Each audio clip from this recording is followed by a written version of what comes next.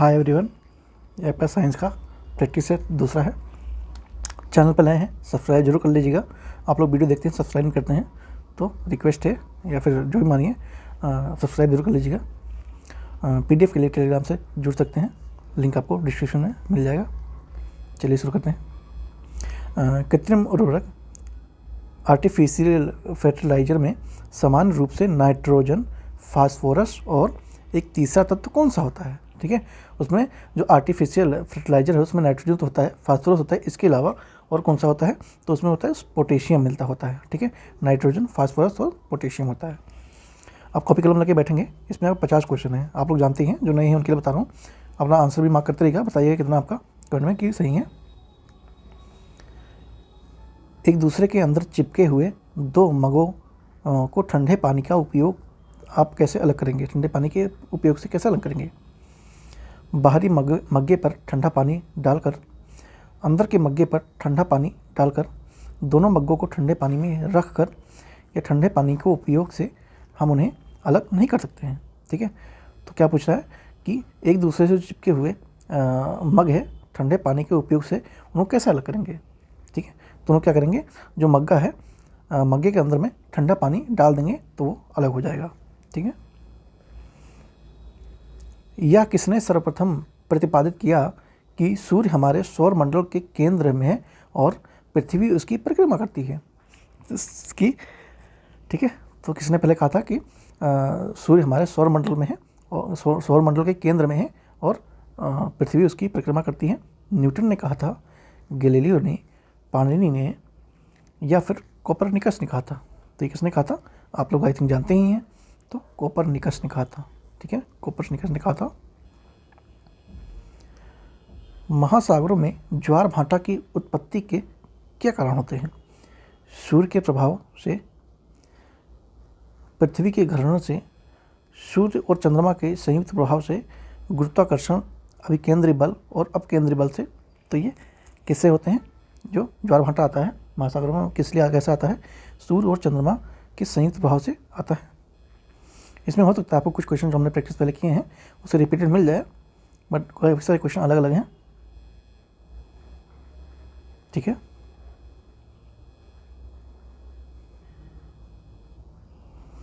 गांव में एक बड़े पात्र में दही को बिलोकर मक्खन निकाला जाता है। इसमें से भौतिक किस सिद्धांत का उपयोग किया जाता है? विसरण का, निस्तारण का, अपकेंद्रण का या फिर अपोहन का? ठीक है, जो बड़े पात्र में दही को भिगोकर मक्खन निकालते हैं, बिलोकर, बिलोना मतलब मथ के निकालते हैं, मथ के कहते हैं, जनरली आप जानते होंगे मिक्स करके या फिर मथना कहते हैं गाँव में। तो ये सिद्धांत भौतिक के सिद्धांत से उपयोग किया जाता है। तो ये आपका अपकेंद्रण से होता है। ठीक है, अपकेंद्रीय जो प्रक्रिया होती है उसके द्वारा, सिद्धांत के द्वारा निकाला जाता है। जेट इंजन की सिद्धांत पद्धति पर कार्य करता है? द्रव्यमान संरक्षण पर, ऊर्जा संरक्षण पर, रैखिक संवेग और संरक्षण पर या फिर कोणीय संवेग संरक्षण पर? तो जो जेट इंजन है वो किस पद्धति पर कार्य करता है? वो करता है रैखिक संवेग संरक्षण पर करता है। ठीक है, यदि पृथ्वी का गुरुत्वीय बल अचानक लुप्त हो जाए तो निम्नलिखित में से कथन क्या सही होगा? वस्तु का भार शून्य हो जाएगा परंतु द्रव्यमान वही रहेगा। यदि पृथ्वी का गुरुत्वाकर्षण बल अचानक लुप्त हो जाता है तो कैसा प्रभाव रहेगा, वो पूछ रहा है। वस्तु का द्रव्यमान शून्य हो जाएगा परंतु भार वही रहेगा। वस्तु का द्रव्यमान एवं भार दोनों शून्य हो जाएगा। वस्तु का द्रव्यमान बढ़ जाएगा। ठीक है, तो किस प्रकार का परिघटना होगी अगर गुरुत्वाकर्षण बल अर्थ का गायब हो जाता है तो उससे कैसे रहेगा कि वस्तु का जो भार है वो शून्य तो हो जाएगा लेकिन जो द्रव्यमान है वही रहेगा। ठीक है, ग्रहों की गति के नियम किसने प्रतिपादित किए थे? न्यूटन ने, केपलर ने, गैलीलियो ने या फिर कोपरनिकस ने? तो ग्रहों की जो गति है उसके जो नियम है उसको किसने प्रतिपादित किया था? तो केपलर ने प्रतिपादित किया था। ठीक है, केपलर ने बोला था मतलब। और सूर्य सेंटर में है और इसके चारों तरफ चक्कर लगाते हैं, ये भी केपलर ने ही कहा था। ठीक है, वेट एक सेकेंड।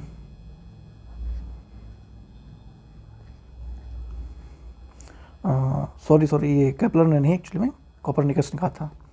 एनीवे हो जाता है, काफ़ी सारे क्वेश्चन होते हैं ना, कन्फ्यूजन होता है। एनीवे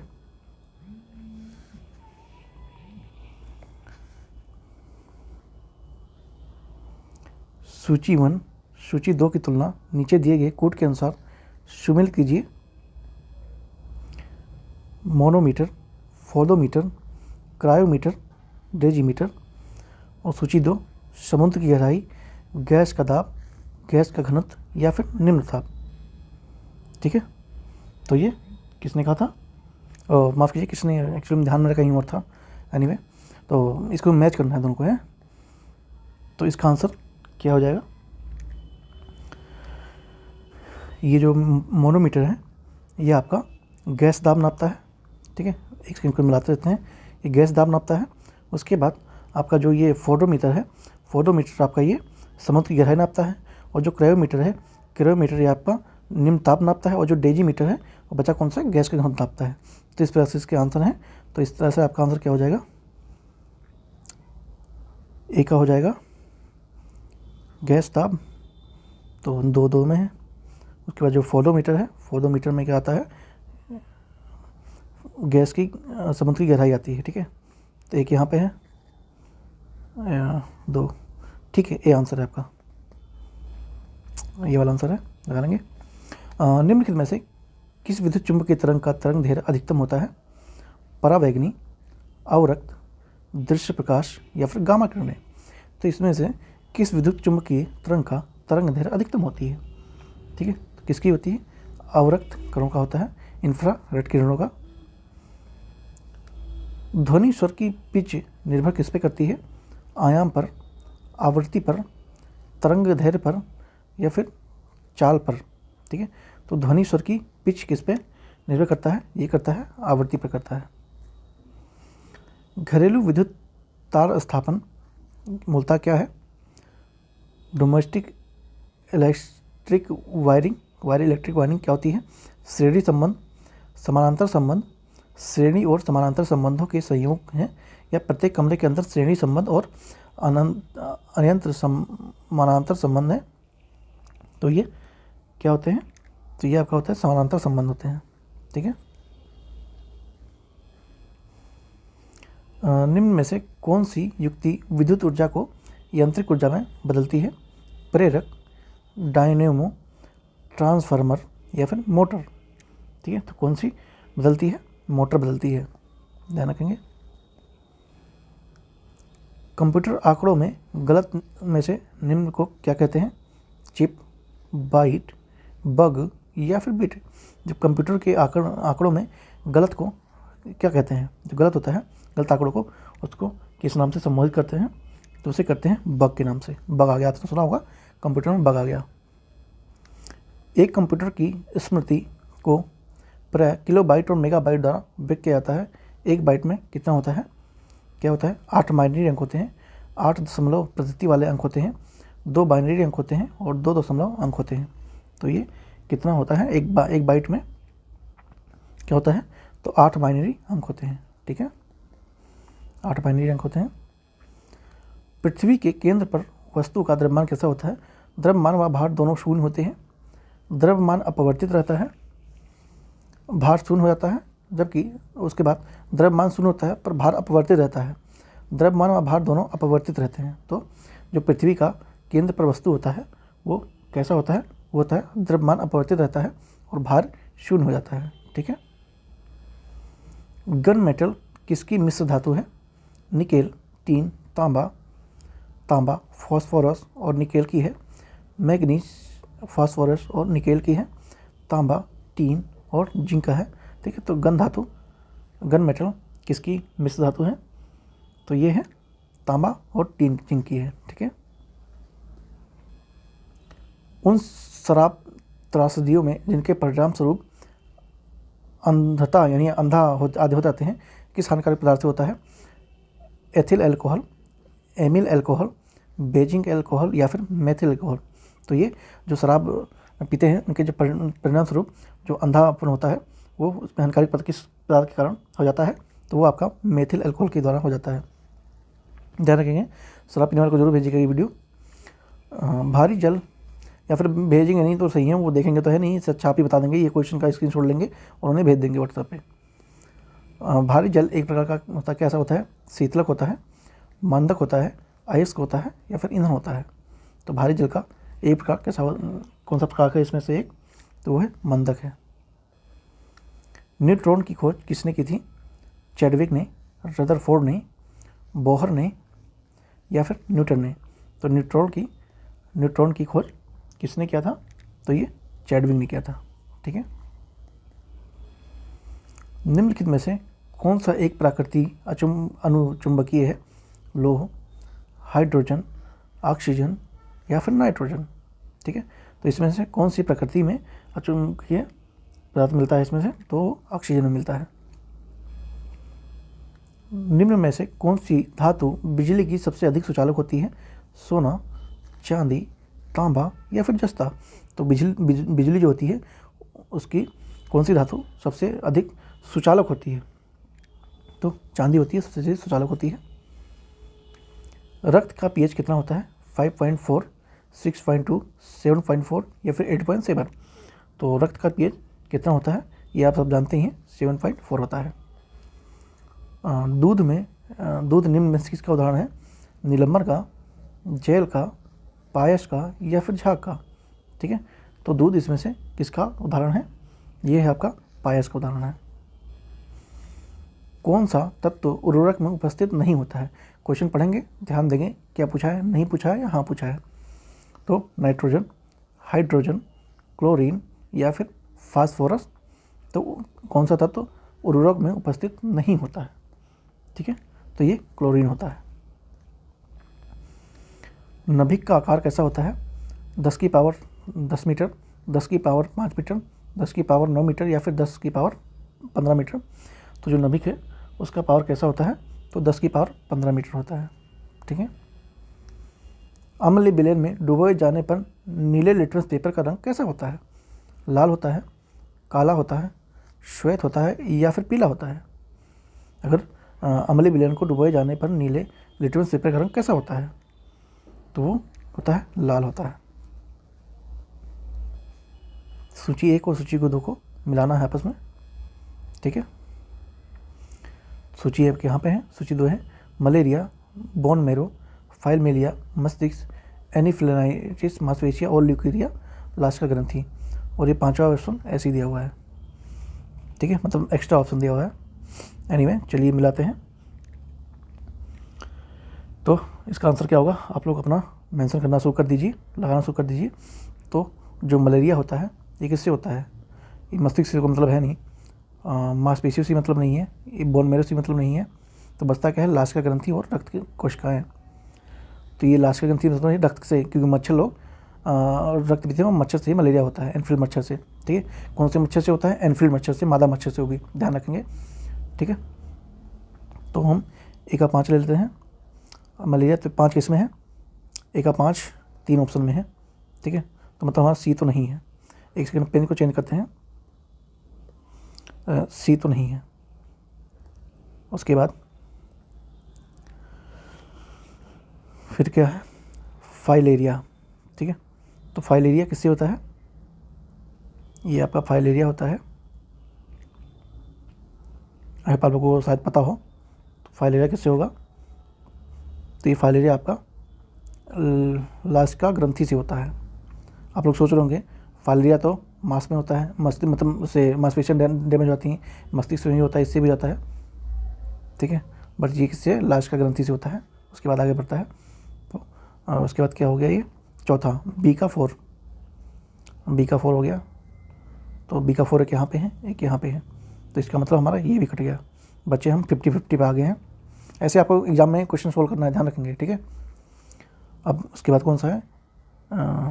एनीफेलाइटिस, इसका आइडिया नहीं है। ल्यूकीमिया, हाँ ल्यूकीमिया का आइडिया है। तो ल्यूकीमिया किससे होता है? ये आपका बोन मेरो से संबंधित है, यानी मस्तिष्क मज्जा से संबंधित है। तो आपका डी का 1 हो जाता है। तो डी का 1 तो इसमें 3 में है, लेकिन जो हमारे पास ऑप्शन है एक ये वाला है और एक ये वाला है।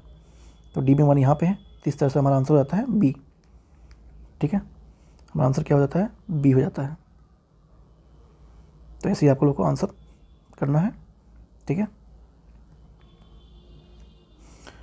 क्या आंसर हो जाता है यहाँ पर? बी। नेक्स्ट चलते हैं। अल्जाइमर रोग मानव के शरीर में कौन से अंग को प्रभावित करता है? जो अल्जाइमर होता है वो कौन से अंग को प्रभावित करता है? कान को, मस्तिष्क को, आँख को या फिर पेट को? तो अल्जाइमर आई थिंक आप लोग जानते ही होंगे, नहीं जानते होंगे कोई बात नहीं, पता लग जाएगा। तो अल्जाइमर आपका मस्तिष्क से संबंधित है। ठीक है। शरीर में ऊतकों का निर्माण होता है कैसे? वसा, फैट से, कार्बोहाइड्रेट से, प्रोटीन से या फिर विटामिन से? शरीर में ऊतकों का निर्माण कैसे होता है? वो होता है प्रोटीन से होता है। ठीक है। लार किसके पाचन में सहायक होता है? स्टार्च के, प्रोटीन के, रेशे के या फिर वसा के? तो जो लार होता है वो किसके पाचन में सहायक होता है? तो वो होता है स्टार्च के। ठीक है। मानव भ्रूण हृदय कब स्पंदन करने लगता है, मतलब कब वो धड़कता है? अपने परिवर्धन के प्रथम सप्ताह में, मतलब परिवर्धन मतलब अपने निर्माण के जो भ्रूण रहता है, अपने परिवर्धन के तीसरे सप्ताह में, चौथे सप्ताह में या फिर छठे सप्ताह में।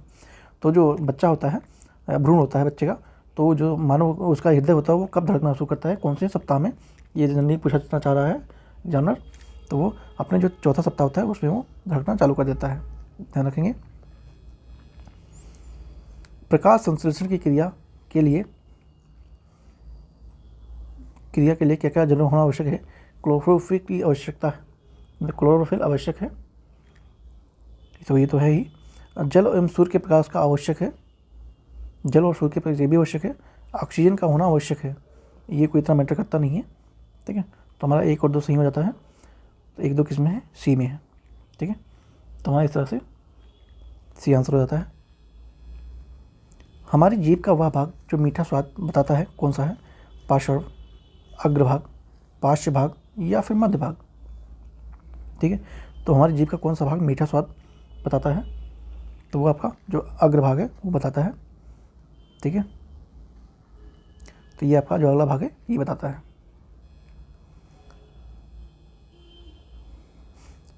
पांचवें वर्ग के निम्नलिखित तत्वों में से कौन सा सर्वाधिक क्षारीय बनाता है? एन, AS, SB या फिर BI? तो कौन सा बनाता है इसमें से? BI बनाता है। निम्नलिखित में से कौन सा यौगिक है संगमरमर, पीतल, ग्रेफाइट, पेट्रोलियम कोक? ठीक है। तो कौन सा यौगिक इसमें से है? तो ये आपका संगमरमर है। सूची 1 को 2 से सुमेलित करना है, दूसरा और ये। तो इसमें क्या दिया हुआ है? एक में सूची चांदी, सोना, पारा और फास्फोरस दिया और इधर इसके कुछ नाम दिए हुए हैं। एक आपको एक्स्ट्रा मिल जाता है ताकि आपको आंसर सॉल्व करने में दिक्कतों का सामना करना पड़े। ठीक है। चलिए शुरू करते हैं। तो चांदी है वो किस में मिलता है? सोना किस में मिलता है? पारा किस में मिलता है? और शीशा किस में मिलता है? ठीक है। तो आप लोग अगर पता है करने बताइए ज़रूर कि किस में क्या मिलता है। ठीक है। तो जो चांदी होता है, चांदी आपका ये AG होता है, AG में होता है, चांदी AG में होता है। और उसके बाद फिर आपका जो सोना होता है, सोना ये आपका AU में होता है। किस में होता है? AU में होता है। तो चांदी का आपका AG हो गया। ठीक है। उसके बाद आपका सोना का क्या हो जाएगा? AU हो गया। सोना का अगर AU हुआ तो A का 2 और B का 4। देखते हैं आंसर मिलता है क्या? A का 2, B का 4। तो A का 2, B का 4। तो ये तो कई में है, नहीं 2 सिर्फ इसी में है ना, 2 इसी में। इसका मतलब हमें आंसर मिल गया। 2 ऑप्शन हमें पढ़ने की जरूरत नहीं है, B हमारा आंसर है। इसे भी आप आंसर तक जल्दी पहुंच सकते हैं। तो पेपर में देते समय ये भी ध्यान रखेंगे कैसे हम सोल्व करें जिससे हमारा टाइम भी बच जाए। मानव समूह किससे संबंधित है? या क्लास कोर्डेटा वर्ग में प्राइमेट है से है, या फाइलम कोर्डेटा के अंतर्गत प्राइमेट क्लास में है, या फाइलम ममेलिया के अंतर्गत प्राइमेट क्लास में है, या फाइलम कोर्डेटा के अंतर्गत क्लास मेमेलियो से है। ठीक है। तो यह किससे संबंध रखता है? ये आपका ये फ्लाइम कोर्डेटा के अंतर्गत क्लास मेमेलिया से संबंधित रखता है। ठीक है। मानव समूह। नेक्स्ट चलते हैं। निम्नलिखित में से कौन सी बीमारी मच्छरों द्वारा नहीं फैलती है? ध्यान रखेंगे नहीं पूछा गया है। डेंगू ये तो फैलता ही है भाई, फाइलेरिया, निंद्रालु विधि या फिर मलेरिया ये भी फैलता है। ठीक है। तो ये फैलता है, ये फैलता है। ठीक है। और क्या नहीं और क्या फैलता है? और ये फाइरोसिस भी फैलता है। लेकिन जो निद्रालु वृद्धि है मतलब स्लीपिंग, सिकनेस ये नहीं फैलता, ठीक है, मच्छर ये नहीं फैलाता नींद सोने के लिए। तो आपका आंसर यही हो जाएगा सी। जब कोई वस्तु पूरी तरह पानी में डुबा दी जाती है तो उसके भार का 1/5 भाग की कमी हो जाती है। वस्तु का घनत्व उस समय क्या रहेगा, ठीक है, तो वस्तु का घनत्व कैसा रहेगा, 5 रहेगा उसमें। बैगनी रंग के प्रकाश तरंग की लंबाई कितनी होती है, 0 micron, 0.4 micron, 0.04 micron, 0.00 micron, 0.4 micron. तो जो बैगनी रंग है उसके प्रकाश की तरंग की लंबाई कैसी होती है, तो वो आपका 0.4 माइक्रोन होती है। ध्यान रखेंगे, इम्पोर्टेंट है। जब एक साबुन को बुलबुले में अवशोषित किया जाता है तो इसकी त्रिज्या बढ़ जाएगी, कम हो जाएगी, अपवर्तित रहेगी या फिर कोलैप्स हो जाएगी या फिर संकुचित हो जाएगी, ठीक है। तो जब एक साबुन को बुलबुले में अवशोषित किया जाता है तो कैसा इसमें क्रिया होता है, तो वो इसकी त्रिज्या बढ़ जाती है, ठीक है, त्रिज्या बढ़ जाती है। एमरी क्या है, सोडियम हाइड्रोक्साइड, अशुद्ध क्वार्टरम और आयरन ऑक्साइड का मिश्रण, पोटेशियम नाइट्रेट, अमोनिया क्लोराइड, ठीक है। तो एमरी क्या है, एमरी ये पोटेशियम माफ़ कीजिए अशुद्ध क्वार्टरम है, ठीक है, अशुद्ध क्वार्टरम और आयरन ऑक्साइड का मिश्रण होता है। बी है ऑप्शन इसका आपका। निम्नलिखित में से कार्बनिक यौगिक क्या है, क्लोरोफॉर्म, जल, सोडियम क्लोराइड, अमोनियम सल्फेट, ठीक है। तो इसमें से कार्बनिक यौगिक कौन सा है, तो इसमें से आपका क्लोरोफॉर्म कार्बनिक यौगिक है। क्वार्टज की घड़ियाँ किस सिद्धांत के अनुसार कार्य करती हैं, विद्युत चुंबक के प्रभाव से, प्रकाश विद्युत प्रभाव से, सीबिक प्रभाव से या फिर दाब विद्युत प्रभाव से। तो जो क्वार्टज की घड़ियाँ हैं वो किस सिद्धांत के अनुसार कार्य करती हैं, वो करती हैं दाब विद्युत प्रभाव से, ठीक है। छूतग्रस्त गाय का दूध किस बीमारी से फैलाता है, चेचक, तपेदिक, हैजा या फिर स्कर्वी, ठीक है। तो जो छूतग्रस्त गाय का दूध होता है वो कौन सी बीमारी को एक्सपेंशन करता है, तो वो तपेदिक को करता है, ठीक है, तपेदिक को करता है। पौधों के पोषण के लिए 16 तत्व आवश्यक होते हैं, कौन कौन से होते हैं, बोरोन, क्लोरीन, कोबाल्ट या मेटाबॉलिज्म। कौन से होते हैं, कोबाल्ट होता है, मतलब आवश्यक नहीं है, माफ़ कीजिए आवश्यक नहीं है। पौधों में मृदा से अपना भोजन किस प्रकार अवस्था में प्राप्त होता है, विलियम, क्लोराइड अवस्था, गैसीय अवस्था या ठोस अवस्था। तो किससे प्राप्त होता है, विलियम से होता है। हीरे की खनिजीय बनावट इनमें से कैसी होती है, जस्ता, निकल, नाइट्रोजन, कार्बन। तो कैसी होती है, कार्बनिक होती है। GTV स्विच ऑन किया जाता है तो कैसा होता है, ध्वनि तुरंत सुनाई देती है लेकिन दृश्य बाद में दिखाई देता है। दृश्य तुरंत सुनाई हो जाता है लेकिन ध्वनि बाद में सुनाई देती है क्योंकि ध्वनि के प्रकाश अपेक्षा कम वेग से होता है या चलती है। या टीवी कंपन में निर्भर करता है। स्रव और द्रव्य दोनों एक साथ शुरू होता है, ठीक है। तो इसका आंसर आपका क्या है, ध्वनि तुरंत सुनाई देती है लेकिन दृश्य बाद में दिखाई देता है, ठीक है। यहाँ पे आपके आंसर दिए हुए हैं, आप बाद में प्रैक्टिस करके मैच कर सकते हैं। चैनल पर नए हैं सब्सक्राइब जरूर कर लीजिएगा। मिलते हैं नेक्स्ट वीडियो में, सी यू सून, बाय।